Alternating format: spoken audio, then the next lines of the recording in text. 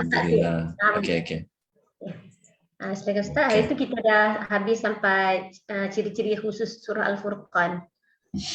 Okey. Silakan Ustaz. Surah Al-Furqan. Okey.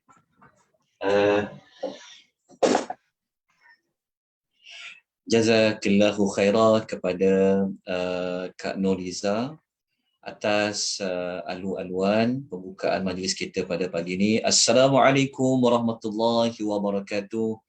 Alhamdulillah wassalatu wassalamu ala Rasulillah wa ala alihi wa sahbihi wa man walah, amma ba'd.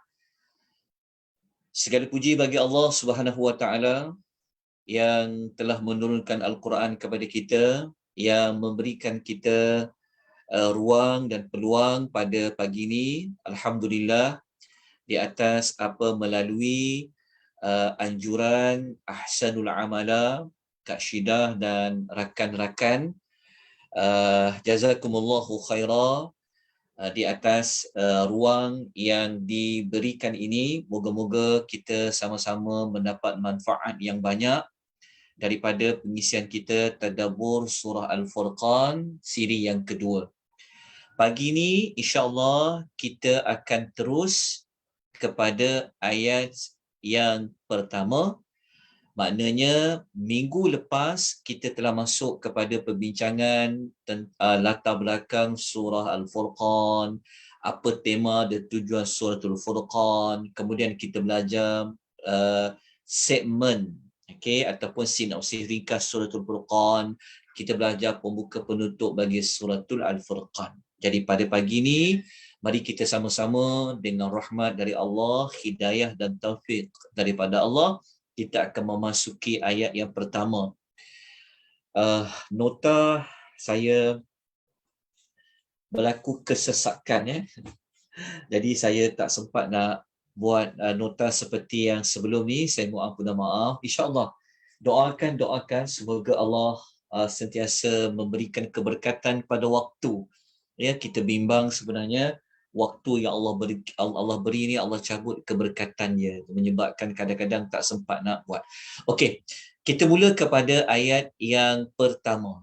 Okey, ada Quran tuan-tuan dan puan-puan, dah buka Al-Quran. Okey, kita lihat suratul Furqan, surah yang ke 25. Okey, saya paparkan menggunakan laman web Quran, Legacy Quran. Okey, sekejap saya tunjukkan. Okey, kita tengok di sini. Okey, nampak tak? Saya menggunakan Legacy Quran. Okey, surah Al-Furqan. Okey. A'udzu billahi minasyaitonir rajim. Bismillahirrahmanirrahim. Tabarakalladzi nazzalal furqana ala 'abdihi liyakuna lil 'alamina nadhira. Okay. Ayat yang pertama ni ayat yang dimulakan dengan Allah memuji dirinya, dengan Allah mengatakan dia adalah Tuhan yang maha berkat. Tabaraka bermaksud Allah itu Tuhan yang maha berkat. Okay, Tuhan yang maha berkat. Apa maksud berkat? Apa maksud barakat? Okey. Belum tu kejap Okey, sebelum itu maknanya ayat yang pertama Allah memulakan tentang Allah itu adalah Tuhan yang maha barakah, menunjukkan bahawasanya segala barakah semuanya bersumberkan dari Allah Subhanahu wa taala. Tidak ada mana-mana makhluk yang boleh memberikan keberkatan. Allah lah satu-satunya yang mengurniakan keberkatan. Okay. Dalam surah Al-Furqan ni, kita dah sebut minggu lepas, ada 3 kali diulang tabaraka, tabaraka. Maknanya suasana suratul Furqan ini adalah suasana yang Allah nak mengatakan bahawa Al-Furqan itu dikaitkan dengan maha berkat. Jadi Al-Furqan itu kita sebut tentang Al-Quran. Baik. Apa itu barakah? Apa maksud barakat? Apa maksud barakat? Allah maha berkat. Okey, Allah lah yang mengurniakan keberkatan. Tapi apa maksud Allah itu dia maha berkat? Apa maksud berkat? Kebaikan yang berpanjangan, Ustaz. Kebaikan. Kebaikan yang berpanjangan. Okey, betul. Jazakumullah khair. Lagi? Jadi, apa lagi maksud barakah? Okey, lagi? Yang melimpah-limpah. Yang melimpah-limpah. Betul. Apa yang melimpah-limpah tu? Apa yang melimpah-limpah tu? Rahmat Allah tu, Ustaz. Rahman Allah. Okey, lagi? Apa yang melimpah-limpah tu? Okey, saya paparkan sekarang nota untuk barakah. Rasanya dah ada kot dekat dalam link. Tajuk tentang berkat saja. Okey, sekejap Okey, kejap. Okey. Nampak tak tajuk pengertian berkat? Okey. Nampak, Ustaz. Okey, kita ulang sekali lagi Okey. Kita dapat belajar pada pagi ni melalui ayat yang pertama suratul Furqan. Allah itu, sekejap saya tukar ni jap. Saya tukar saya punya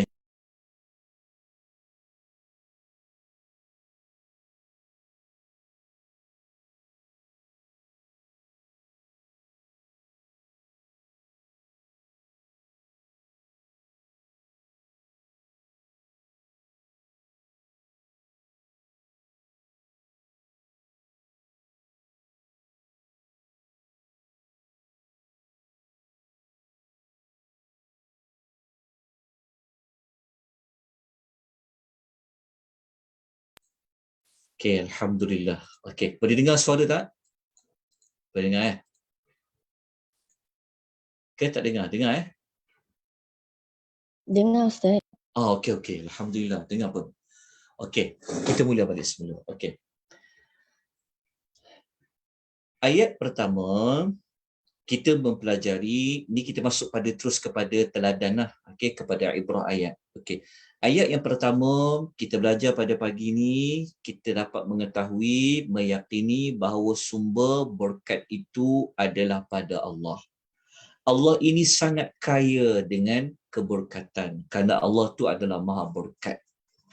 Sebab itu kalau kita nak dapat berkat, kita mesti kena meyakini bahawa berkat itu hanyalah pada Allah, bukan pada mana-mana makhluk, sekalipun para rasul. Okay, kita kena meyakini perkara pertama tentang sumber berkat itu adalah dari Allah. Okey, apa maksud barakah? Apa maksud barakah?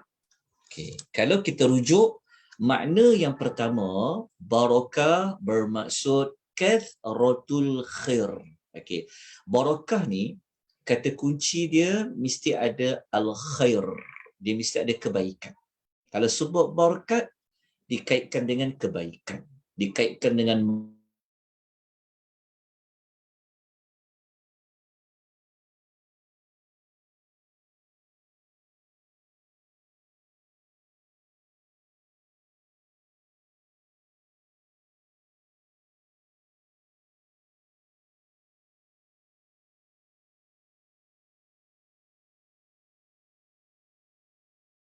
berkembang.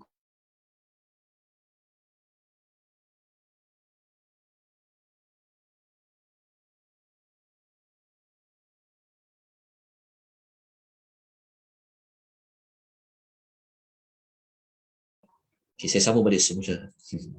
Okey, nampak tak slide yang saya paparkan ni? Nampak Nampak, Ustaz. Okey, dah salin. Okey.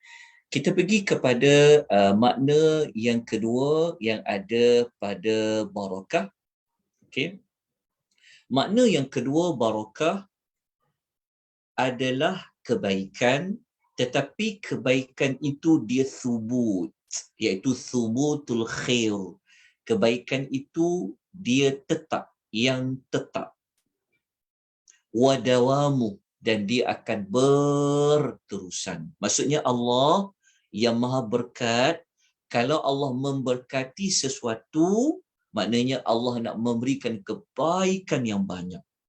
Kebaikan yang banyak itu dia tidak akan terputus pada saat itu, pada ketika itu saja.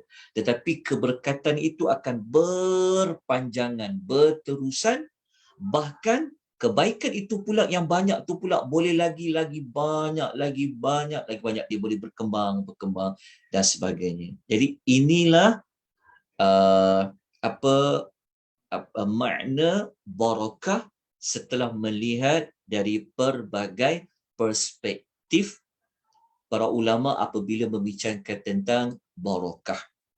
Okey, kita ambil contoh apa yang Allah bagi barakat. Contohnya adalah Al-Quran. Jadi Al-Quran ini sesuatu yang diberkati. Okey, mubarakan. Quran ini kan dia mubarak. Dia itu yang diberkati. Maksudnya Al-Quran diberkati. Maksudnya apa? Al-Quran mengandungi kebaikan. Mengandungi kebaikan. Kebaikan Al-Quran, faedah Al-Quran, manfaat Quran ni sikit ke banyak? Jawapannya adalah banyak faedahnya ada pada Quran tu, ada banyak kebaikan dia, ada banyak manfaat dia. Lepas tu manfaat tu banyak, kalau kita yakin lagi Quran tu dapat barakah dia. Barakah dia bukan banyak macam statik saja. Tak, dia boleh lagi banyak kebaikan, lagi banyak kebaikan. Lepas tu pula kebaikan dia itu kekal. Dia berterusan. Bukanlah Quran tu diberkati pada zaman Nabi sahaja. Tidak. Sampai ke hari ini Quran itu ada keberkatan. Walaupun kita dah tak ada dah dekat muka bumi ni, kan? Tetapi berkat Quran itu masih lagi ada. Jadi itu adalah contoh keberkatan. Jadi keberkatan adalah kebaikan yang banyak, manfaat yang banyak, yang dia boleh bercambah-cambah dan dia tetap dan dia berterusan. Namun begitu, siapa yang bagi kebaikan yang banyak pada Quran tu? Siapa yang bagi manfaat yang banyak pada Quran tu? Jawapannya adalah Allah yang tabaraka. Anda faham? Okey. Kalau nak contoh apa berkatnya Quran ni? Apa kebaikan yang banyak pada Quran ni? Jawapan dia satu, macam pahala. Jadi kalau tengok sudut Quran berkat, jangan kita faham Quran berkat ni macam Quran dia seperti tangkal ke berkat. Jangan gitu. Quran ni dia ada kebaikan yang banyak. Antara kebaikannya apa? Ada pahala yang banyak boleh dapat pada Al-Quran tu. Dia bukan pahala tu 1000 je ke? Tak, dia boleh bertambah. Dan dia akan berterusan. Okey, Quran ni apa contoh berkat dia? Berkat Quran ini dia adalah sebagai syifa, dia sebagai penawar. Penawar yang ada pada Quran tu itulah salah satu contoh berkat yang ada pada Quran. Penawar tu banyak sangat. Jadi kalau nak tahu penawar Al-Quran tu, maka penawar Al-Quran paling utama pada hati, penawar pada nurani, pada pemikiran kita, penawar pada tindakan kita. Sebab tu kita buat tadabbur, kita nak terapi diri kita dengan Al-Quranul Karim. Apa contoh keberkatan Al-Quran tu? Kita nak ambil contoh berkat kan? So, keberkatan Al-Quran mengandungi kebaikan yang banyak. Contoh lain, dia memberikan syafaat kepada kita. Dia akan tolong kita daripada perkara yang kita takuti. Contohnya macam kita berada di alam kubur, kan, Al-Quran akan jadi syafaat kepada kita. Syafaat Al-Quran tu itulah di bawah tajuk berkat Al-Quran. Sampai di alam akhirat nanti Al-Quran memberi syafaat kepada kita. Syafaat Al-Quran tu itulah di bawah maksud berkat Al-Quran. Jelas. Tetapi kita kena ingat pahala atau yang kita dapat dari Al-Quran itu, penawar dari Al-Quran itu, syafaat Al-Quran itu semuanya bergantung kepada Allah yang mengurniakan, yang menjadikan Quran itu diberkati. Jadi kenapa saya buat contoh Quran? Kerana surah Al-Furqan itu adalah surah yang menceritakan tentang Al-Quran. Okey, selesai tentang berkat tu. Okey, kita teruskan lagi. Tak habis ni. Panjang kan? Okey, tak apa, pelan-pelan kita belajar. Okey, yang berikutnya,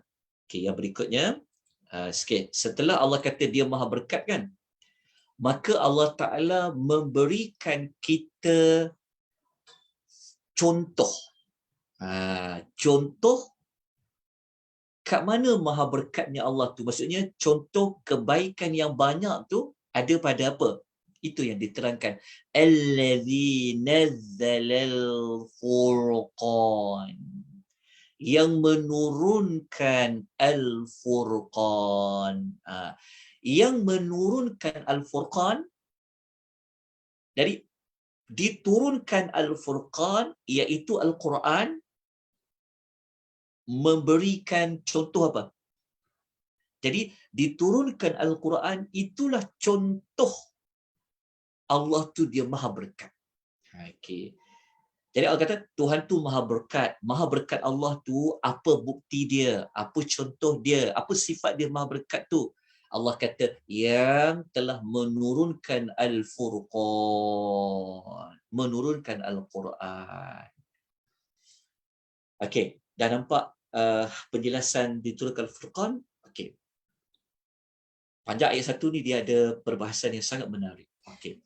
Kemudian Al-Furqan tu, macam mana cara Allah menurunkan Al-Furqan? Macam mana cara Allah menurunkan Al-Quran? Pada ayat nazzala ada jawapannya di situ. Perkataan nazzala. Huruf zai, huruf zai, ada huruf apa dekat situ, dekat zai tu? Dekat huruf zai tu ada Syaddah. Ada syaddah. Okey. Nazzala. Okey. Apakah fungsi peletakan huruf zai kat situ? Dia ada syaddah. Dia ada sabdu. Nazzala. Quran diturunkan, maksudnya diturunkan Al-Quran ni dia boleh dibaca nazala, boleh dibaca nazzala. Ya. Okey. Tetapi dekat sini Allah memilih, ingat ya, Quran ini adalah kalamullah.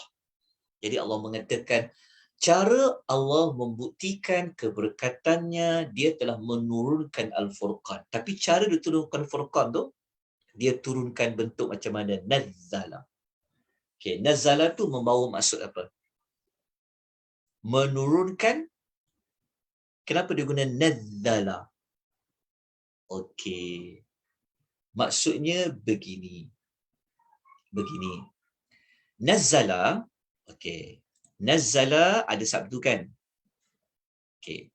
Kalau ada sabdu, nazzala, dia daripada dia menggunakan pola ayat fa'ala. Okey, nazzala. Okey. Kalau Allah menggunakan nazzala, menunjukkan bahawasanya diturunkan Al-Quran itu secara sedikit demi sedikit. Maksudnya nazzala. Sebab kalau kita baca terjemahan yang menurunkan, betul tak? Tuan punya terjemahan dia terjemah macam mana tu? Terjemahan dia. Telah menurunkan Al-Quran, Furqan Al-Quran. Ya, sepatutnya dalam kurungan ataupun dia kena letak note, endnote ke, menurunkan tu kalau boleh buat kurungan secara sedikit demi sedikit. Maksudnya macam tu. Menurunkan Al-Furqan. Okey, Al-Furqan itu kalau boleh tulis ya dekat dalam terjemahan tu dalam kurungan Al-Quran lah. Okey, tetapi cara turun Al-Quran itu adalah bentuknya nazzala. Secara apa? Secara sedikit demi sedikit. Okey, maknanya Al-Quran tidak diturunkan sekaligus. Itu maksud dia. Tapi cara penurunan Al-Quran itu sedikit demi sedikit. Okey. Dah dapat penjelasan dia. Okey. Ini bermakna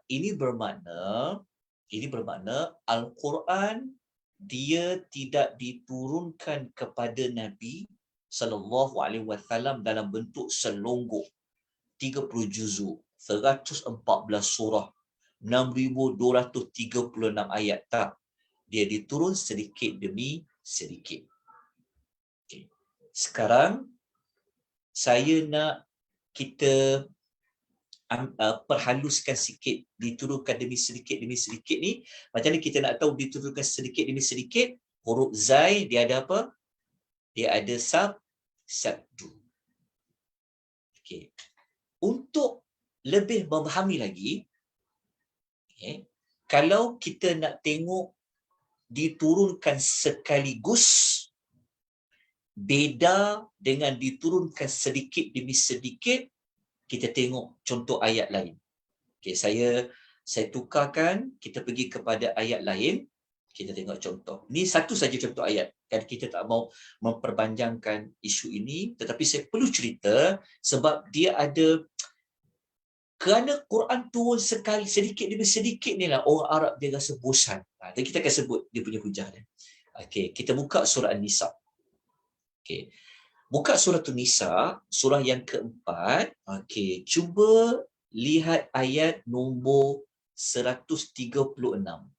Muka surat 100. Muka surat 100. Okey, ayat 136. 136. Okey, saya paparkan ayat dia. Okey, 136.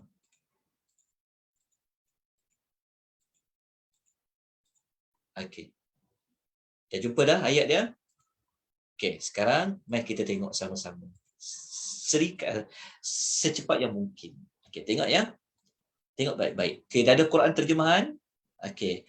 Cuba bulatkan, tak kisahlah tuan-tuan nak bulatkan ke, nak underline ke, nak highlight ke, tak apa. Okey, cuba tengok perkataan nazzala, alladzi nazzala dengan alladzi anzala. Tengok kat sini. Alladzi nazzala, alladzi anzala. Okey, apa beza zai yang ada sabdu nazzala dengan zai yang berbaris di atas tapi dia tak ada sabdu? Okey, beza dia adalah, okey, cuba tengok baik-baik. Okay, kita tengok gunakan ayat ni sebagai melihat perbezaan.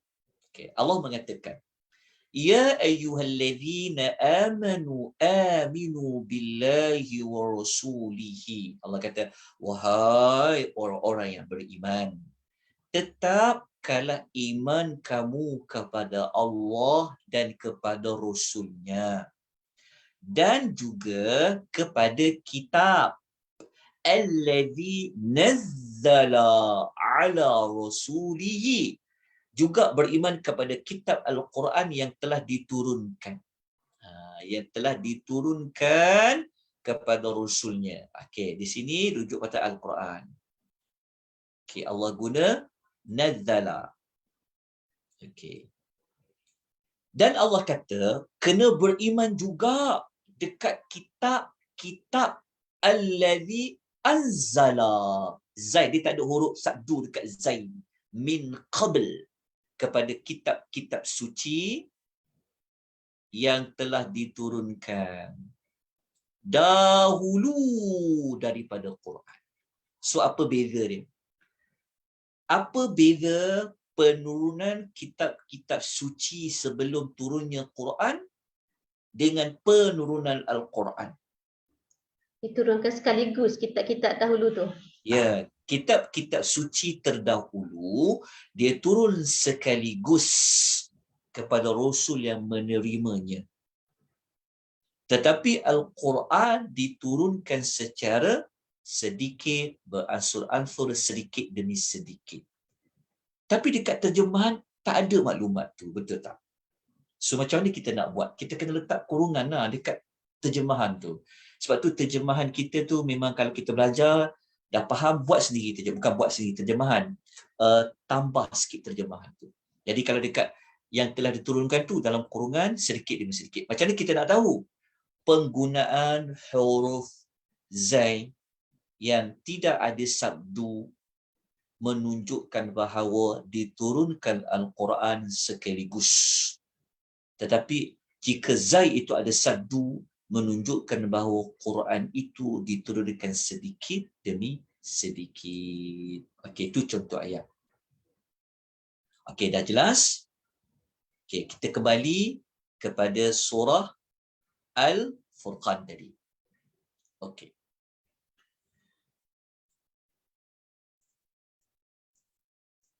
Kenapa?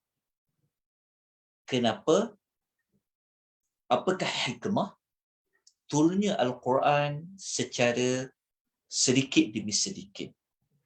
Masa dekat Nabi berada dekat Mekah, turun surah-surah. Masa Nabi dekat Madinah berhijrah, turun surah-surah. Okay, kenapa? Jawapannya, cuba tengok ayat 33 surah Al-Furqan juga. Kita terus pergi kepada ayat lain. Ayat nombor 33. Kita jadikan ayat nombor 30, maafkan saya, ayat nombor 32, ayat nombor 32 ini sebagai hikmah di sebalik penurunan Al-Quran sedikit demi sedikit. Kenapa dia bahasa sekejap ya? Okay. Jumpa ayat 33, 32. Jumpa Ustaz, muka surat 362. Okey. Muka surat ayat 32, kita akan tengok ya bagaimana ayat 1 tadi tu, Quran tu sikit-sikit tu menjadi satu alasan orang kafir tak nak terima Al-Quran. Kita tengok ayat 32 ya, kita masuk terus kepada ayat 32 yang mana Allah mengatakan wa qala alladhina kafaru, dan orang-orang yang kafir mereka berkata. Okay, ini merujuk ketika ayat diturun, merujuk khusus kepada orang-orang penduduk Mekah, orang musyrikin Mekah. Okay. Mereka mengatakan apa?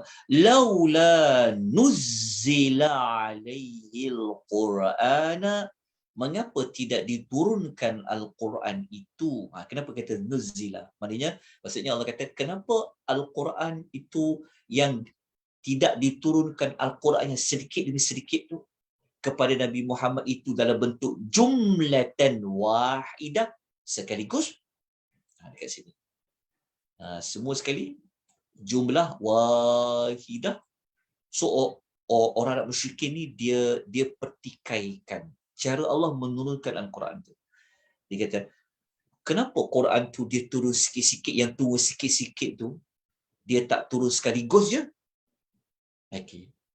Allah memberikan justifikasi, alasan, hikmah. Kenapa dia turun sedikit demi sedikit? Ni jawapan dia. Jawapan dia, Allah mengatakan, kadzalika linuthabbita linuthabbita bihi fuadak. Jawapan dia ni. Linuthabbita bihi fuadak. Kerana Allah hendak menetapkan hatimu, wahai Muhammad, dengannya. Kan Quran ni nak kena diamalkan, betul tak? Kan? Turun Quran sikit-sikit, amal. Oh senang kita nak ikut Quran ni. Kalau tidak, turun sekaligus, ni nak kena buat, ni nak kena buat, ni nak kena tinggal sekali. Oh sudah. Dan banyak sangat arahan dalam satu masa, betul tak? Kita pun kalau dapat banyak sangat arahan, kita pun rasa macam alamak. Jiwa kita rasa macam tidak tenteram kan. Cuba kita arahkan satu, sedikit demi sedikit. Jadi jawapannya adalah untuk kuatkan hati Nabi sallallahu alaihi wasallam, teguhkan pendirian Nabi sallallahu alaihi wasallam. Itu di antara jawapan kenapa Allah menurunkan Quran itu sedikit demi sedikit. Dia ada sebab 2, 3 dan 4 lah. Tu nanti kita akan perincikan lagi. Tapi kita cuma ambil satu sahaja jawapan dia berdasarkan ayat yang sama dalam surah Al-Furqan. Okey, kita teruskan lagi dengan ayat yang pertama. Patah balik kepada ayat yang pertama. Okey. Al-Quran yang Allah turunkan secara beransur-ansur ini, okey, diturunkan kepada siapa? Diturunkan ke atas abdihi, kepada hamba-Nya. Okey. Cuba kita perhalusi perkataan hamba-Nya. Okey, kenapa ada hamba lepas tu adanya? Kenapa ada abdi? Kenapa ada hi? Okey, kenapa Allah sebut hamba? Lepas tu adanya. Maksud dia, kenapa Allah tak sebut je nama Nabi Muhammad ke? Betul tak? Diturunkan ke atas Muhammad ke? Ataupun kenapa perlu letak hi, nya tu? Kenapa perlu letak nya? Kenapa tak hanya kata ala abdi, kepada hamba? Sampai juga maksud dia. Sebab kita semua faham. Kalau Allah kata Quran diturunkan, Al-Furqan diturunkan kepada hamba. Kita fahamlah hamba tu siapa? Nabi Muhammad. Tapi mengapa Allah nak menyandarkan, nak mengatakan hamba tu adalah hamba kepada dia, kepada Allah. Okey. Kenapa Allah sebut macam tu? Okey. Begini. Okey. Setiap kalimah, setiap penggunaan ayat mesti ada mesej yang Allah nak sampaikan. Betul tak? Okay. Para ulama mengatakan, nombor satu, kenapa Allah nak kata, kenapa Allah menggunakan perkataan hamba? Hamba, perkataan hambanya, begini. Saya nak tanya, kalau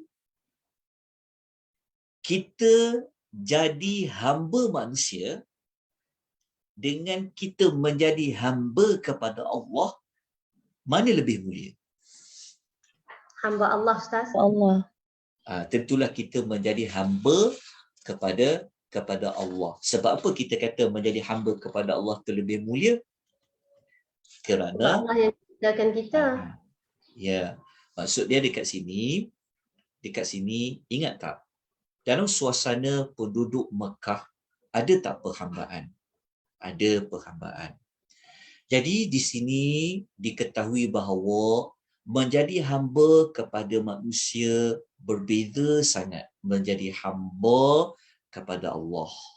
Menjadi hamba kepada Allah merupakan satu tasyrif, merupakan satu kemuliaan.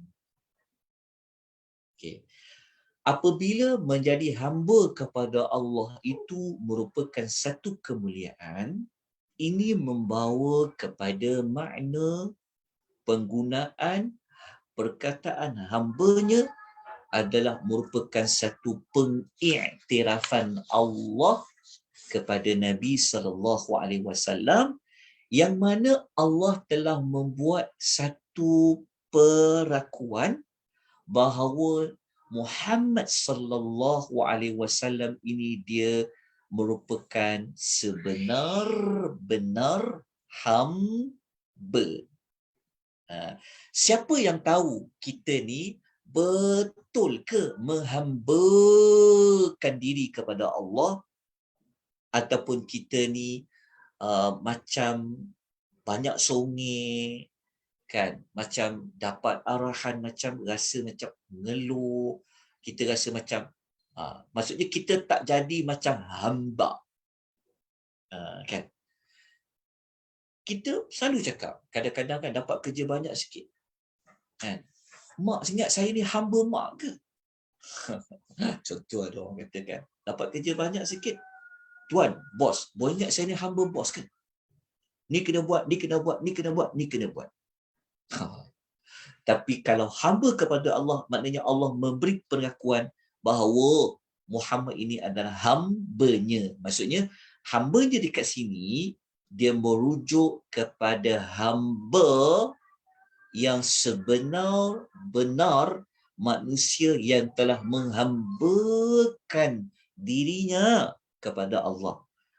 Dia gunakan waktu dia untuk Allah, dia gunakan umur dia untuk Allah, dia gunakan segala kehidupan dia, jiwa dan raganya adalah nak diberikan kepada siapa? Nak diberikan kepada Allah. Digunakan untuk Islam, digunakan untuk dakwah. Dan tak pernah yang Allah suruh Nabi, Nabi tak buat. Dan tak ada yang Allah perintahkan Nabi tinggal, Nabi tidak meninggalkan. Maksudnya Nabi buat semua yang Allah suruh, Nabi tinggalkan apa yang Allah larang. Kan? Sebab tu kita kata Nabi ini dia adalah Quran. Akhlak dia adalah Al-Quran. Jadi Allah telah membuat satu perakuan bahawa Muhammad ini dia adalah hambanya. Okay, maksudnya Nabi ini merupakan sebenar-benar hamba. Okay. Izinkan saya perincikan sedikit tentang hamba ni. Okay, sebab tuan-tuan dan perempuan ni dia dah lama dah belajar, so dia dah naik peringkat, dia dah masuk peringkat macam belajar universiti sikit lah kan. Banyak sangat kelas kan. Kelas ustaz ni, ustazah ni, ustazah tu kan. Okay, so dia punya maqam dia dah tinggi dah. Okay, tapi saya cuba menyampaikan maklumat dalam bentuk yang sangat mudah difahami. Okey, sekarang mari kita bincang tentang kategori hamba. Maksudnya kategori hamba ada 3.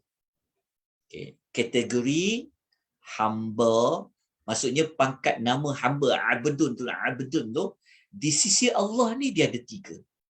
So kita pilihlah nak jadi yang mana satu. Okey. Nombor satu, hamba yang mempunyai darjat hamba yang peringkat umum. Peringkat umum, ammah. Okey, peringkat umum. Ada hamba peringkat kedua, hamba tu dia lebih tinggi lagi maqam dia, darjat dia. Hamba yang lebih khusus. Okey. Ada satu lagi apa? Yang ketiga, ada hamba ni dia lebih tinggi daripada nombor 2 tu. Dia lebih khusus. Ada yang khusus, ada yang lebih khusus. Pangkat yang ada 3.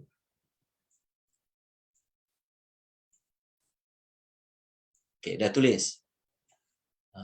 Okey, dah tulis Dah tulis Okey. Maaf Ustaz.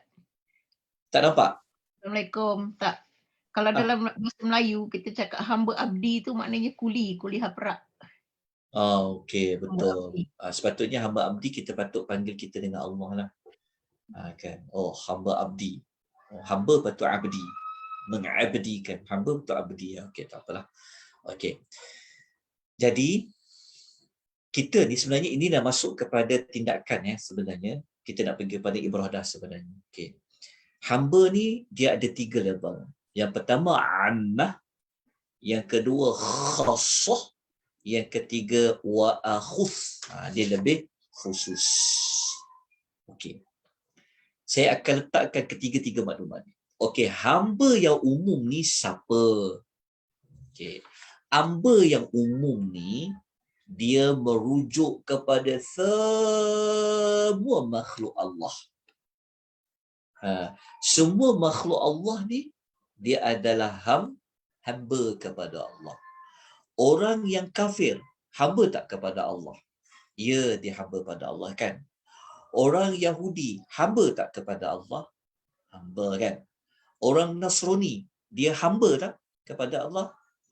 Hamba. Maksudnya hamba yang umum ni, hamba yang umum ni, dia merangkumi kepada semua makhluk, memegang pangkat sebagai hamba.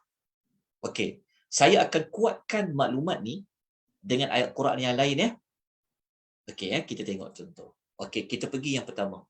Okey, boleh tak buka surah Maryam. Surah yang ke-19, tengok ayat 93.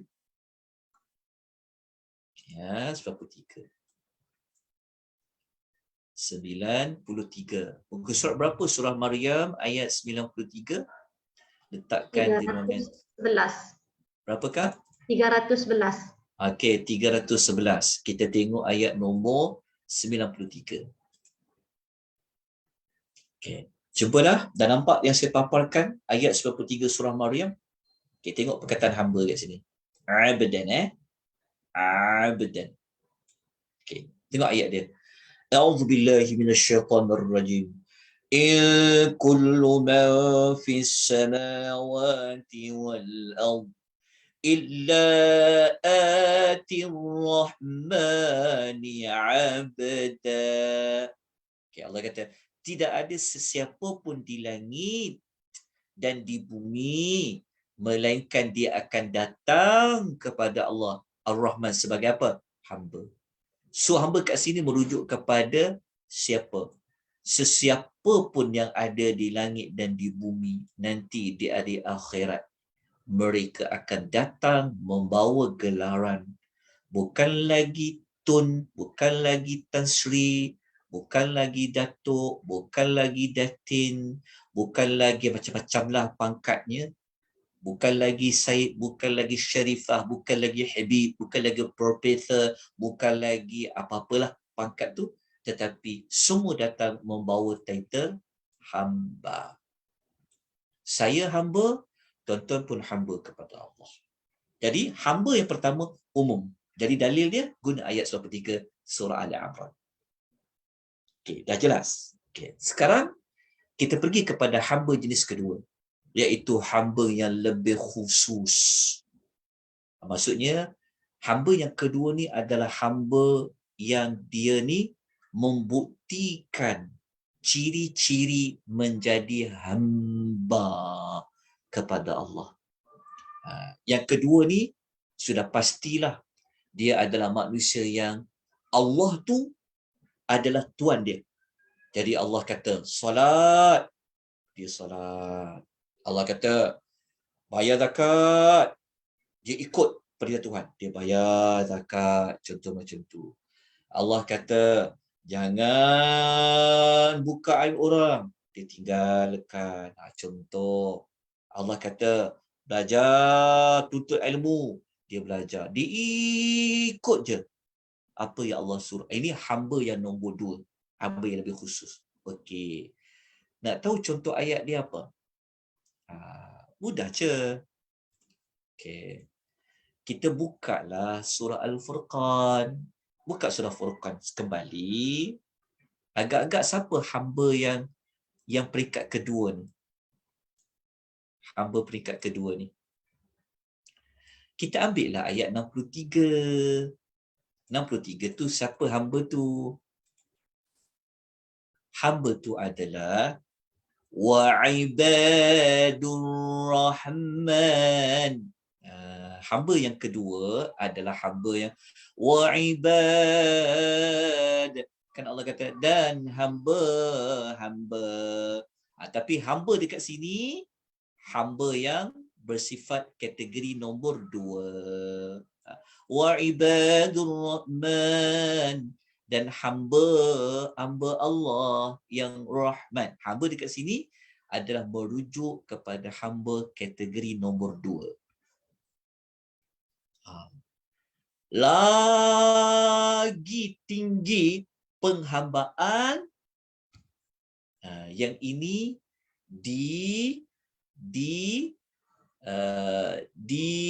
dikaitkan dengan para rasul. Para rasul mereka memegang pangkat benar-benar hamba kepada Allah. Maksudnya benar-benar mengabdikan diri. Ubudiyah dia sangat tinggi. Pengibadah dia sangat tinggi. Jadi yang ketiga tu dia panggil lebih lagi khusus daripada kategori nombor 2. Okey. Nak tahu contoh ayat dia? Ayat 1 tadi itulah. Ala abdihi tadi. Kalau nak tahu contoh lain, okey, kita ambil contoh lain. Nak tengok Nabi ni, Allah kata dia memang hamba yang benar-benar hamba. Okey, kita ambil lah ambil surah Al-Isra. Surah nombor 17. Kita tengok kisah Nabi Nuh. Allah panggil dia hamba. Ayat nombor 3. Ayat nombor 3. Kita buka lah kisah Nabi Nuh. Okey, tengok Allah kata. Dah buka surah Al-Isra, surah nombor 17, ayat nombor 3. Okey, jumpa tak perkataan hamba kat sini? Abadan. Padahal tak nampak abadan ni. Okey, abadan. Okey, Allah kata, Dzurriyyata man hamalna ma'a Nuh. Allah kata keturunan orang-orang yang telah kami bawa bersama-sama dengan Nabi Nuh. Okey, Allah kata tentang Nabi Nuh.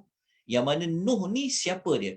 Innahu kana 'abdan. Sesungguhnya dia adalah seorang hamba. Tapi hamba kategori mana? Kategori yang paling tinggi tadi. Apa? Syakuran, yang banyak bersyukur. Jadi kita katakan dalam banyak-banyak pengibadahan yang paling kuat ubudiyah dia, penghambaan dia adalah para nabi, para rasul. Lepas tu turun kepada selain daripada para rasul seperti ibadur rahman tadi. Lepas tu barulah yang paling rendah sekali adalah hamba dari sudut penciptaan. Allah menciptakan semua makhluk dia, maka semua makhluk itu adalah hamba. Okey, dah selesai? Okey, kita lanjutkan semula kepada ayat yang pertama tadi. Okey, sempat salin tak? Ada mana yang saya perlu ulang? Okey, kita pergi kepada ayat pertama. Akan habis insya-Allah. Ayat 1 ni akan habis. Hari ni juga insya-Allah. Okey, kita boleh masuk dah terus kepada ayat kedua sekejap lagi. Okey, lepas tu kan, apa kita dapat belajar kalau Allah kata Nabi ni adalah hamba?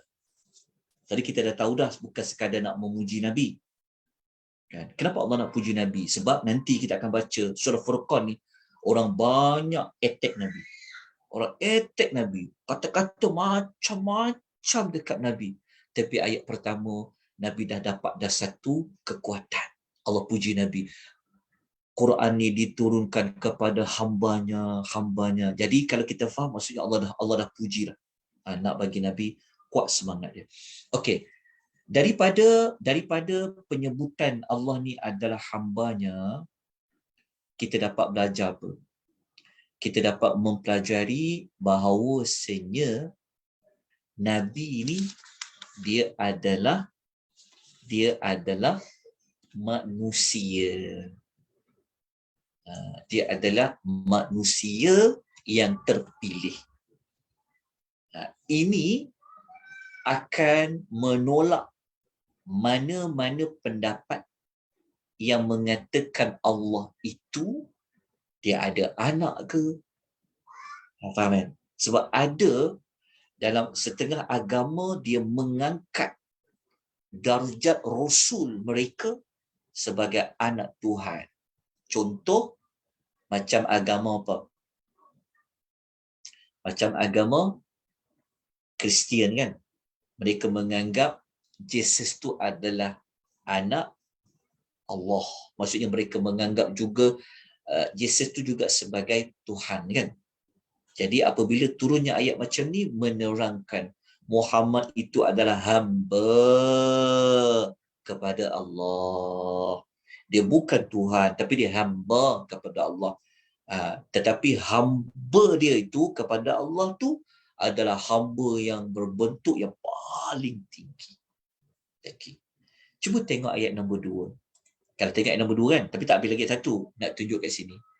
Kalau Allah kata Nabi ni adalah hambanya, kan ada penjelasan Allah kata Allah itu tidak mengambil anak. Kat sini kan Allah kata walam yattakhidh walada. Allah tu yang tidak mempunyai anak. Ada berkaitan tak dengan penyebutan Nabi tu adalah hambanya? Nak menunjukkan bahawasanya hebat macam mana pun, mulia macam mana pun Nabi Muhammad ini, tetapi ia tidak terkeluar daripada mempunyai ciri-ciri kemanusiaan. Okay? Jadi Allah nak mengajar kepada kita, nak menjauhkan kita daripada sifat mengagung-agungkan, menyucikan Nabi dalam keadaan yang melampaui batas seperti mana yang pernah dilakukan oleh pengikut-pengikut Nabi Allah Isa alaihi wassalatu wassalam. Okey, dah selesai dah. Okey, dah boleh faham dekat sini. Okey, kemudian Allah menerangkan liyakunu, li itu apa? Li itu adalah untuk. Dia panggil lam ta'lil. Li ni adalah untuk. Okay, untuk. Yakuna, menjadi. Lil'alamin, peringatan. Okay, lil'alamin nadhira. Bagi seluruh penduduk alam itu adalah peringatan. Okey. Sekarang ni timbul persoalan. Okey, ayat ni kan menjadi untuk ni, okey, untuk menjadi peringatan dan amaran bagi seluruh penduduk alam ni merujuk kepada siapa yang menjadi? Menjadi merujuk kepada siapa? Menjadi. Yakuna ni merujuk kepada siapa? Para ulama berbeza pandangan lah. Okey, ada yang mengatakan siapa yang jadi nadhira kat sini? Nadhir. Cepat pandang sekejap. Siapa yang menjadi nadhir? Yang menjadi pemberi peringatan dan amaran siapa? Nabi Muhammad. Okey. Okey. Nadhira dekat sini ada dua pandangan lah. Ada yang mengatakan Nazira dekat sini dia merujuk kepada Al-Quran itu sendiri, Al-Furqan. Okey. Ada pandangan lain yang mengatakan Nazira di sini dia merujuk kepada merujuk kepada hambanya, iaitu Nabi SAW. So, pendapat mana yang terpilih? So, agak-agak macam mana kita nak pilih antara dua pendapat tu? Macam mana kita nak pilih? Maksudnya, Allah kata menjadi pemberi amaran untuk sekalian alam. Kan?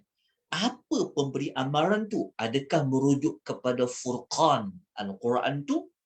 Ataupun merujuk kepada hambanya iaitu Rasul sallallahu alaihi wasallam yang menerima Al-Quran.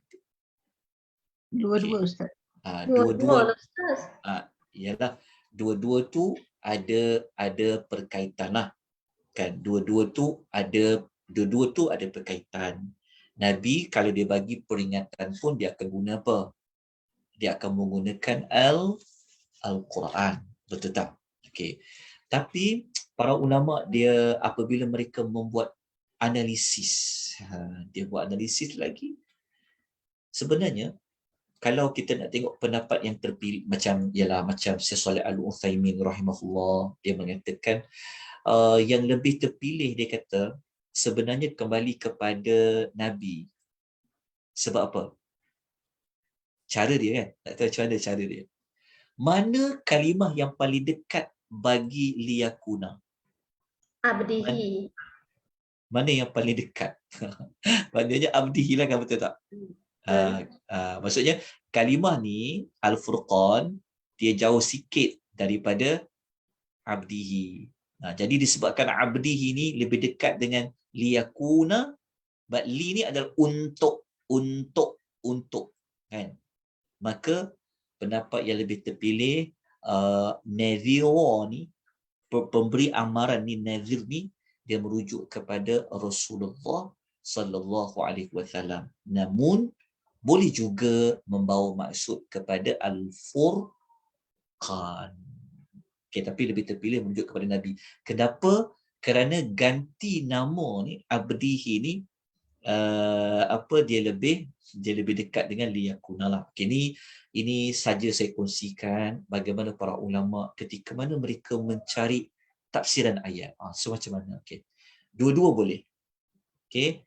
Nabi SAW pun boleh, yang lain pun merujuk pada Quran pun boleh. Sebab Nabi pun kalau dia memberi amaran, dia memang akan menggunakan juga ayat Al-Quranul Karim.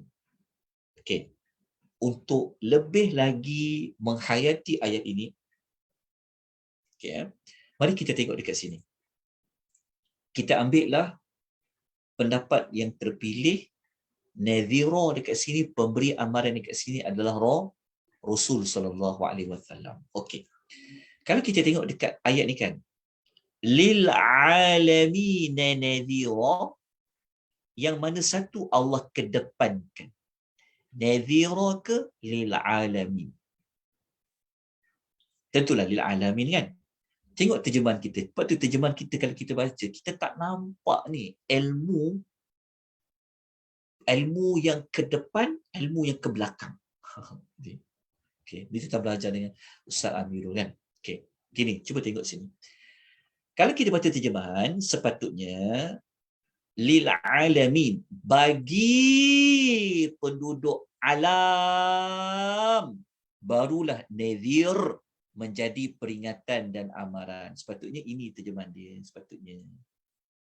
Sepatutnya terjemahan dia untuk seluruh penduduk alam itu, nadhira sebagai pemberi peringatan, pemberi amaran. Tetapi terjemahan apa? Terjemahan tuan-tuan dan puan-puan.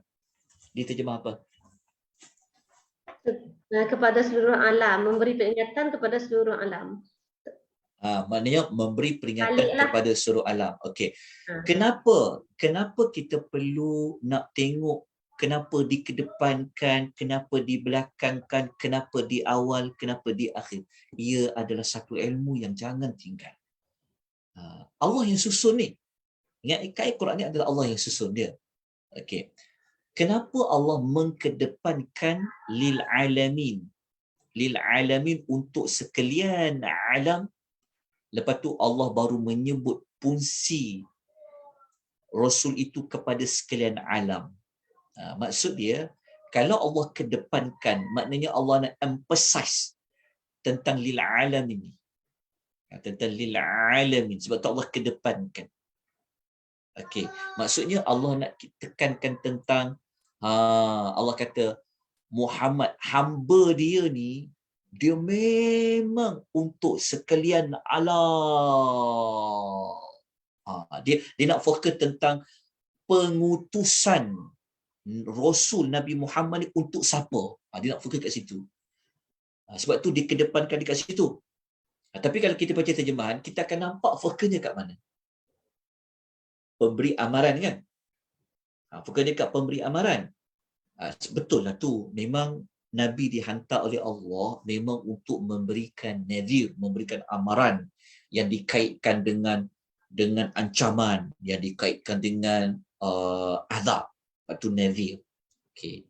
Tetapi Allah nak fokus sebenarnya kepada lil alamin. Okay, untuk seluruh alam. Okay, seluruh alam tu merujuk kepada apa? Manusia dan sudah pasti termasuk jin. Lil alamin nadhira. Jadi lil alamin. Penduduk alam ni maksudnya nak menunjuk kepada sekalian alam. Maksudnya Nabi ni yang mendapat Al-Furqan tu, dia ini Allah hantar yang dapat Furqan tu adalah untuk bawa Al-Furqan tu kepada seluruh alam, yang mana apabila sampai kat seluruh alam tu, kepada manusia ke, kepada jin ke, adalah untuk nadhira. Dia maksudnya macam tu. Nak menunjukkan bahawa betapa mulianya Nabi. Sebab apa tuan-tuan? Sebab sekejap nanti kita akan baca dekat surah Furqan ni, banyak Nabi ni di-attack. Nabi ni banyak dikecilkan. Ingat tak kita belajar dekat sinopsis sebelum ni? Ingat lagi tak yang kita bincang tentang ada 3 kan? Pemberi wahyu, penerima wahyu dan juga wahyu yang diterima. Okey, jelas. Okey, nak jelas lagi begini. Okey, nak jelas lagi. Ada tak dalil dalam ayat Quran yang kata jin pun Nabi SAW pun dihantar kepada jin? Jawapan dia mudah, jawapannya ada. Maka kena rujuk surah apa antaranya? Surah Jin. Begitu juga rujuk dalam surah Al-Ahqaf. Ayat nombor 29 yang Nabi dihantar oleh Allah untuk juga termasuk kumpulan jin. Okey, jelas? Okey, nak lebih faham lagi? Okey. Apa beza Nabi Muhammad sallallahu alaihi wasallam dengan rasul-rasul yang lain? Siapa boleh kongsi keperbezaan antara Nabi Muhammad dengan rasul-rasul yang lain? Apa perbezaan dia? Apa beza Nabi dengan Nabi Nuh? Apa beza Nabi dengan Nabi Musa? Apa beza? Ustaz, kalau Nabi lain dia diutuskan untuk kaum tu saja. Kalau Nabi Muhammad ni seluruh umat, seluruh kaum. Jazakillahu khaira. Okey.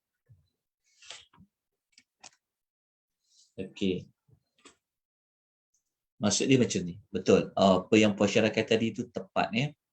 Okey. Tuan-tuan boleh tulis lagi tak? Ada 4 lagi. Sebenarnya ada 5 perbezaan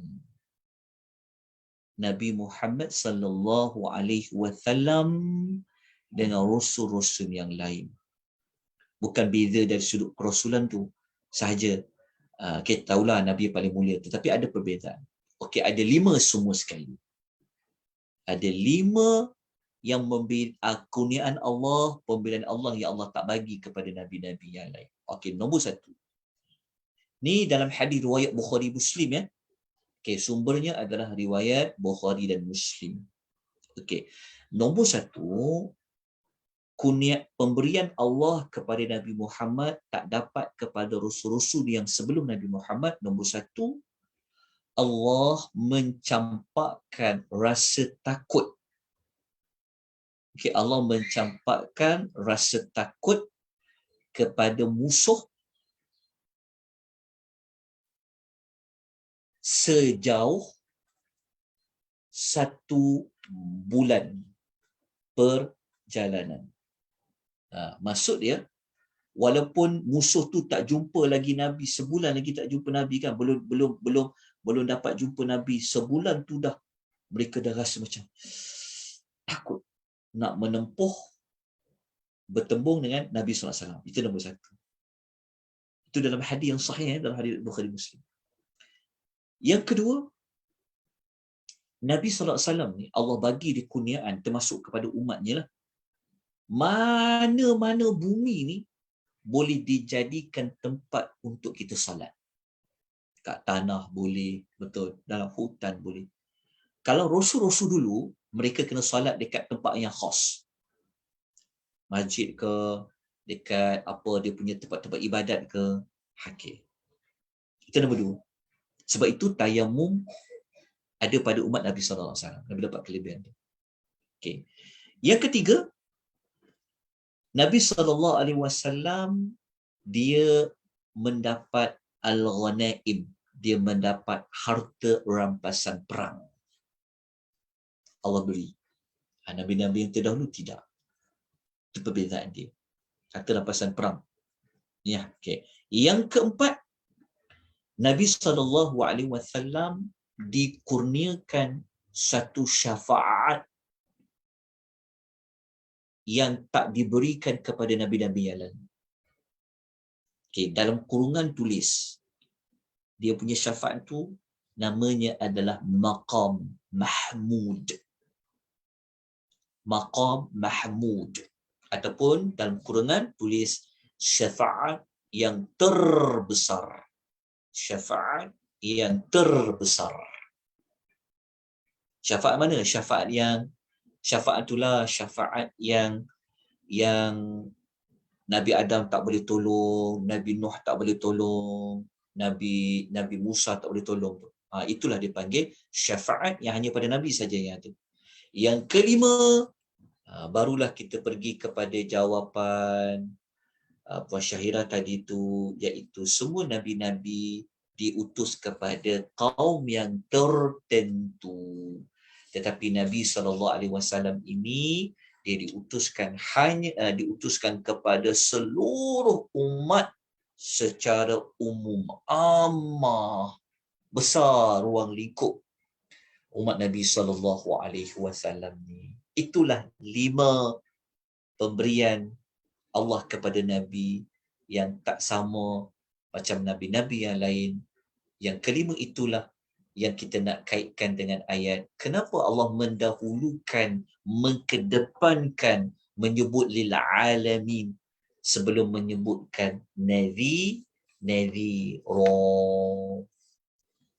Okey. Jelas tak, Puan? Okey. Kenapa? Ada lagi ni. Ni saya sebenarnya saya nak buat testing. Saya nak tengok kalau saya kupas satu ayat panjang-panjang ni makan masa macam mana ni. Okey, kejap. Saya boleh tak, Puan ya? Sebenarnya boleh cari ayat lain lagi, tapi saya tak nak tuan-tuan rasa macam alamak. Sebab ada setengah orang belajar. Saya dapat ada setengah orang belajar dia kata ustaz ni lambatnya nak pergi ayat 2. Dia jenis cepat je habis. Ada juga macam tu Ada juga macam tu. Tapi saya harap tuan-tuan belajar dengan saya ni banyak sabar Banyak sabar sebab saya akan kupas ialah Al-Quran kan. Kita nak kupas cerita pasal Allah kalau boleh. Ya Allah, tak nak bagi habis cepat Al-Quran. Betul tak? Kita rasa biarlah aku tenggelam walaupun satu ayat. Tak nak berpisah lagi kepada ayat berikutnya. Kita seronok menghadamkan kata-kata Allah tu. Macam tu. Ya, tuan-tuan. Setelah baca kitab tafsir, Allah mak seronoknya.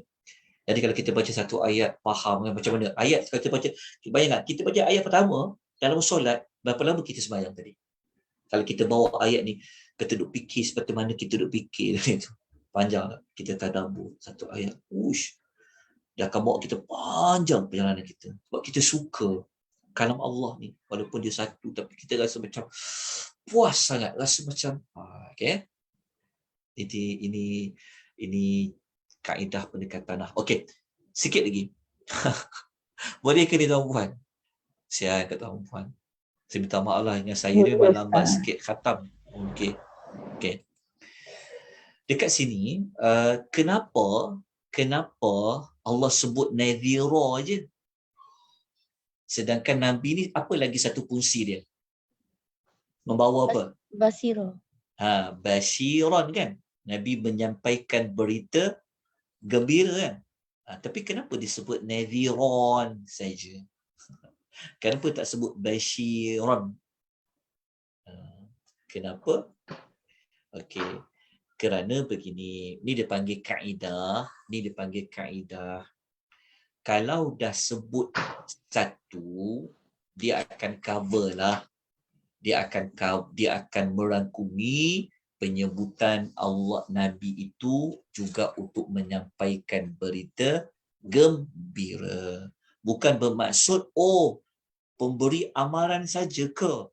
Tak ada bawa berita gembira, tak ada. Dan kaedah dia dah termasuk di antaranya. Okey. Kemudian, baru kita nak masuk kepada ayat yang kedua. Okey, baru kita nak masuk kepada ayat yang kedua. Okey, sebelum pergi kepada ayat yang kedua, okey, kita boleh ambil beberapa faedah lah daripada ayat pertama. Tadi kita dah sebut ya beberapa faedah tadi, beberapa pengajaran dia. Okey, antara yang pertama, antara yang kita boleh ambil, tapi kita kena catat lah.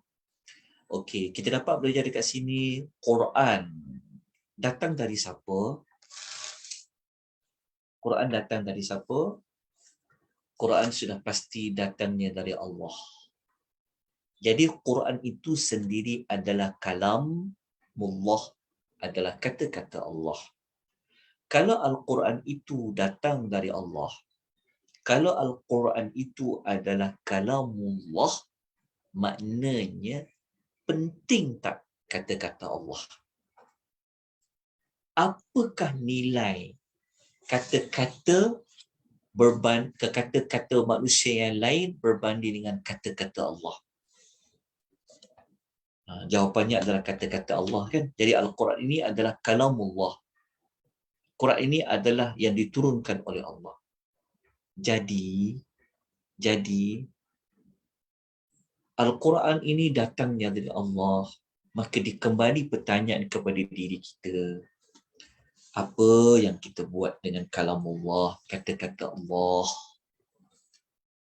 Kan? Mana yang kita lebih habiskan banyak umur kita? Membaca kata-kata orang lain atau membaca kata-kata Allah?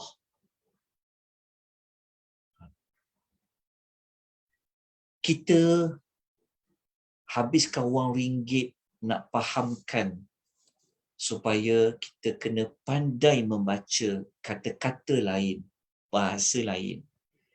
Tapi bagaimana usaha kita untuk kita memberikan anak-anak kita memahami kalamullah? Seberapa banyak kita gunakan tenaga kita untuk kita belajar membaca, belajar fahamnya. Jadi tindakan tuan-tuan dan puan, tuan-tuan ambil ni, ini adalah sebenarnya adalah action, tindakan untuk merealisasikan bahawa Al-Quran itu turunnya daripada Allah yang Maha Berkat. Jadi tindakan dia, ambillah berkat tu. Manfaatkanlah berkat tu. Ada kebaikan yang banyak. Kebaikan yang banyak. Tapi kebaikan yang banyak tu, dia melalui jalan baca, faham, tadabbur dan amal. Okay, kemudian apa yang kita dapat belajar di sini? Kita dapat belajar sebenarnya Allah Ta'ala ni, dia tak pernah buat sesuatu tanpa ada sebab. Dekat mana tau? Kenapa Allah kata liyakuna, untuk? Apabila Allah sebut untuk, menunjukkan bahawa perbuatan Allah menurunkan Al-Quran, adanya Rasul, mesti ada tujuan. Dia mesti ada untuk. Allah Ta'ala tidak melakukan sesuatu yang tidak ada sebarang tujuan. Sebab tu menunjukkan Allah ni Tuhan yang maha hikmah di dalam melakukan sesuatu. Okey, jelas. Okey.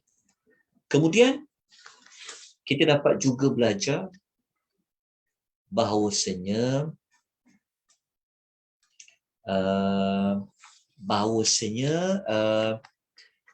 Nabi SAW itu adalah untuk seluruh umat lah, ni tadi kita telah pun sebutkan. Okey, kita habis pada ayat yang pertama. Mari kita pergi kepada ayat yang kedua. Okey, tapi tinggal lagi lebih kurang dalam, tapi kita boleh lewat tadi. Kita mula 10-10, jadi kita ada sikit lagi waktu. Saya nak masuk kepada ayat yang kedua, tapi kita tak perincikan. Saya cuba ingin kita melihat apakah perkaitan ayat yang kedua ini dengan ayat yang pertama. Okey, tuan-tuan, biasakan apabila membaca ayat yang berikutnya, maka jangan mengabaikan ayat yang sebelumnya. Ya, ingat. Kerana setiap ayat di dalam surah ini, ingat begini, setiap ayat di dalam surah itu dia saling mempunyai hubung kait. Ingat tak tadi ketika mana saya menunjukkan, kan, macam saya tunjukkan kenapa Allah panggil Nabi ni adalah abdihi, hambanya, kerana ayat kedua ada menyebut Allah ini tidak mempunyai anak. Nampak tak perkaitan ayat 2? Walaupun ayat 1 dia tak sebut macam tu, tapi kita boleh dapat maklumat tu pada ayat yang lain dalam surah yang sama. Ingat, ayat di dalam surah yang sama dia saling berkaitan. Sebab itu kita bentangkan siri pertama dulu, pembukaan dan penutup, menunjukkan ada perkaitan. Walaupun ayat tu dia datang dulu, ayat tu duduk hujung surah, dia ada perkaitan. Macam tu juga tadi saya disebutkan. Kenapa Allah Ta'ala tu turunkan Quran itu secara nazzala, secara sedikit-sedikit? Saya gunakan dalil ayat nombor 32, kan? Okay. Begitu juga, ingat tak kita sebutkan ciri hamba yang peringkat yang kedua tu? Kita bawa ayat nombor 63, Ibadur Rahman. Jadi dekat sini, saya sebenarnya bukan sekadar saya nak sampaikan maklumat, nak bagi tuan faham ya, tetapi saya nak mengajar tuan-tuan dan perempuan metodologi. Ya, metodologi macam mana nak memahami sesuatu ayat tu. Dalam ayat dalam surah itu, yang pertama, ayat dalam tu sendiri dia ada perkaitan dia. Kita kena ingat macam tu. Begitulah ayat-ayat yang ada pada surah lain berkaitan dengan surah yang sedang kita belajar. Maksudnya, surah Al-Furqan ni, walaupun dia surah Furqan, tetapi surah-surah lain ni sebenarnya dia mempunyai hubung kait. Ya, kat situ kita kena belajar dekat situ. Okey. Dah selesai. Okey, sekarang kita pergi ayat 2. Ayat 2 ni saya perincikan sikit saja. Saya tak perincikan panjang sebab perlukan waktu yang agak panjang juga. Okey, ayat kedua ni Allah menyebut, kenapa ada kata hubung allazi, yang. Allazi maksud apa? Yang, kan? Yang. Allazi, yang. Quran punya, tuan-tuan punya terjemahan, dia terjemah apa tu? Dekat allazi tu. Quran kat tulis yang. Dekat ni, yang ni tak ada. Dia Yang turut Tuhan. Yang memiliki kerajaan langit. Siapa Quran dia tak ada yang, dia turut Tuhan.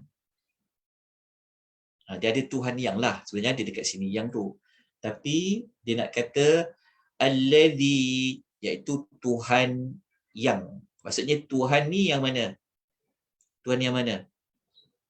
Tuhan yang menurunkan Al-Quran. Maksudnya ayat 2 ni, ayat yang nak menerangkan sifat Allah yang turunkan Quran lagi ni. Dekat sini. Ni. So ayat 2 ni, kita boleh tulis kat tepi ni, ayat yang memperkenalkan lagi ataupun memperincikan lagi sifat Allah, ciri-ciri tentang Allah tu. Dekat ayat 1 kita cuma diberitahu oleh Allah Maha Berkat. Contoh dia Maha Berkat, dia telah menurunkan Al-Quran. Okey. Ayat 2 ni Allah nak menerangkan lagi, yang menurunkan Al-Quran itu Okey, yang menurunkan Al-Quran itu apa ciri-cirinya? Okey. Ciri-cirinya dekat situ ada berapa dekat situ sebenarnya? Okay, saya padam dulu. Sebenarnya ciri-cirinya di dalam itu ada sekejap dalam tu Ada 4 ke Ustaz? ya, okey. Dekat sini ciri-cirinya ada 4. Ada 4.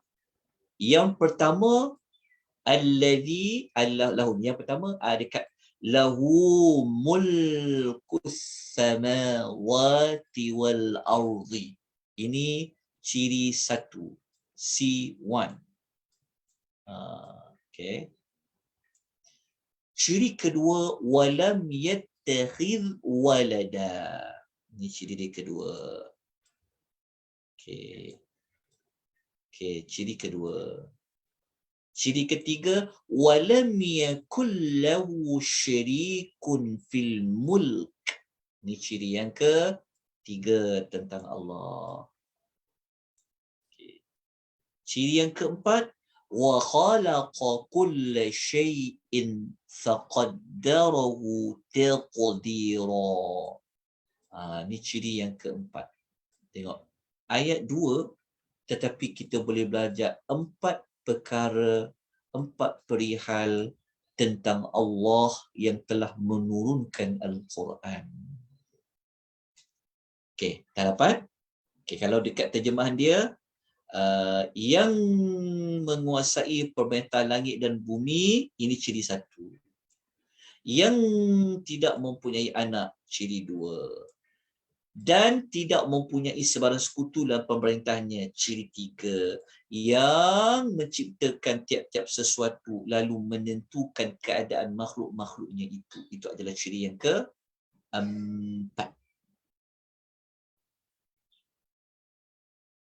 Okey. Dah dapat? Okey. Dekat sini antara 4 ciri ni,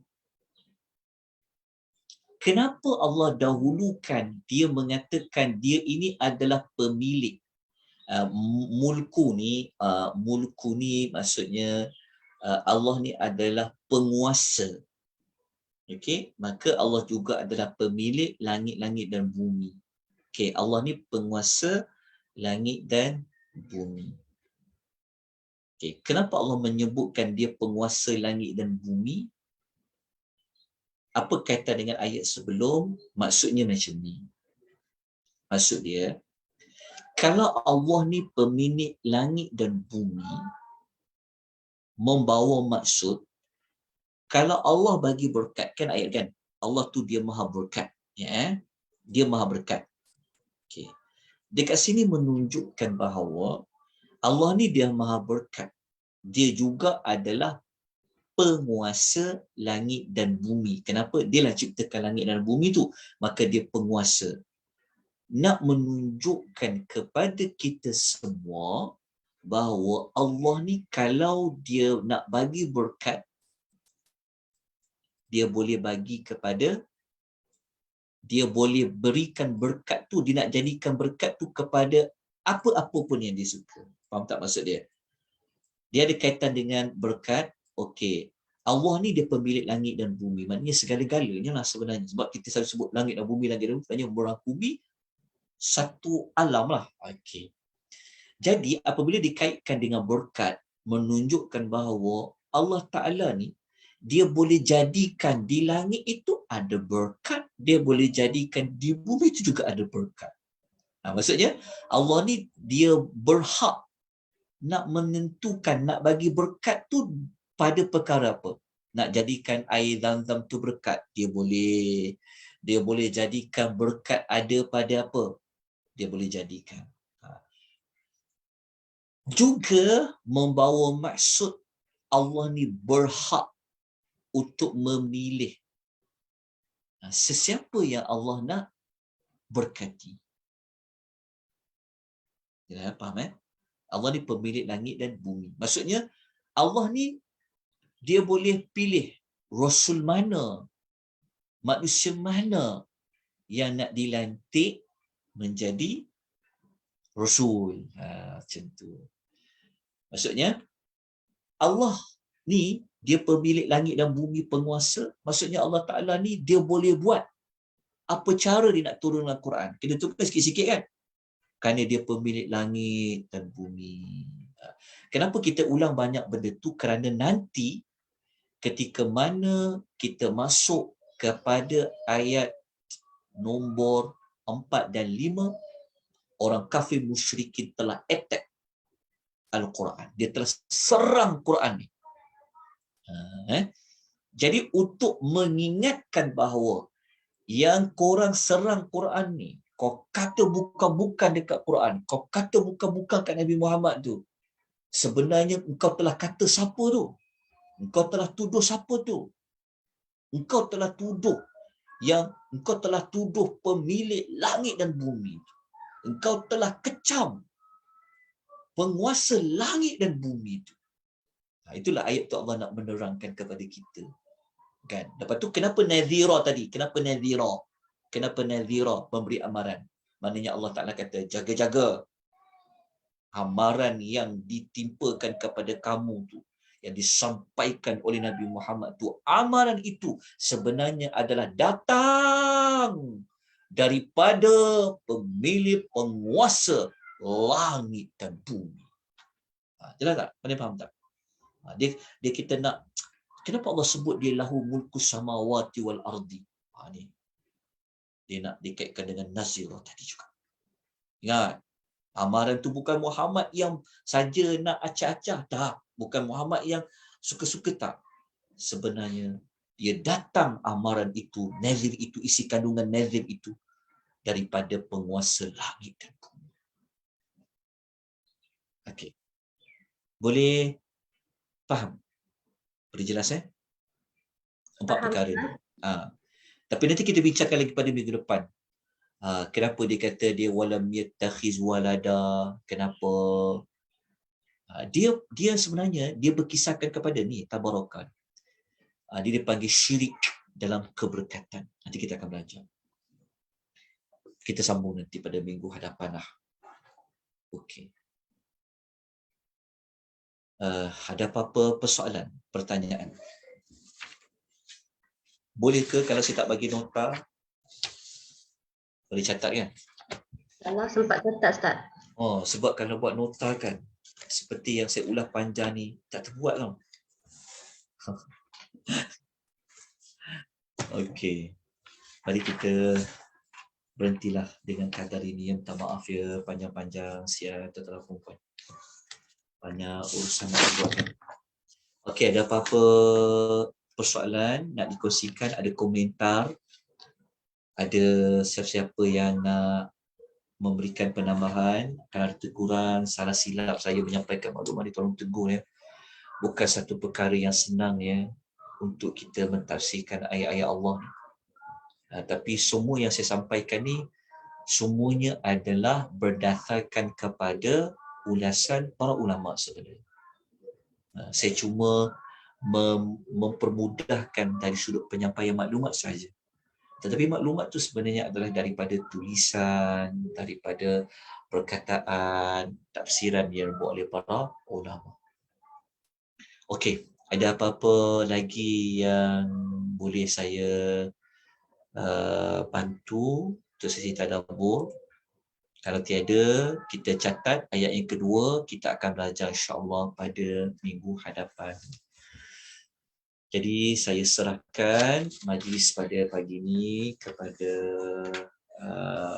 pengacara majlis ilmu kita. Silakan Kak Liza. Alhamdulillah, jazakallah khairan Ustaz. Sebenarnya seronok bila belajar dengan Ustaz ni, dapat tahu hubung kait antara satu ayat. Macam yang sekarang ni kita dapat walaupun sedikit Ustaz huraikan hubung kait antara ayat 1 dan ayat 2 ni. Jadi kami macam orang awam biasa ni dah dapat pendedahan daripada segitu. Kalau tidak kami just baca satu-satu macam tu je lah. Tak tahu nak hubungkan macam mana kan. Tapi bila Ustaz cerita macam ni, alhamdulillah lah dapat nampak lah gambaran tu, dah dapat sikit lah macam tu. Alhamdulillah. Jadi kita pun dah lewat. Terima kasih banyak Ustaz. Terima kasih semua. Kita akhiri dengan tasbih kafarah. Subhanakallahumma wa bihamdika asyhadu an la ilaha illa anta astaghfiruka wa atubu ilaik. Terima kasih Ustaz. Okey, sama-sama. Jazakallahu khair. Barakallahu fikum. Fikum barakallah. Okey, nanti Kak tutup live Okey. streaming. Okey. Baik. Terima kasih Ustaz. Terima kasih semua. Terima kasih Liza. Sallallahu ala nabiyyina Muhammad wa ala alihi wa sahbihi ajma'in. Walhamdulillahirabbil alamin. Wassalamualaikum warahmatullahi wabarakatuh. Waalaikumsalam warahmatullahi wabarakatuh. Terima kasih semua. Assalamualaikum. Waalaikumsalam.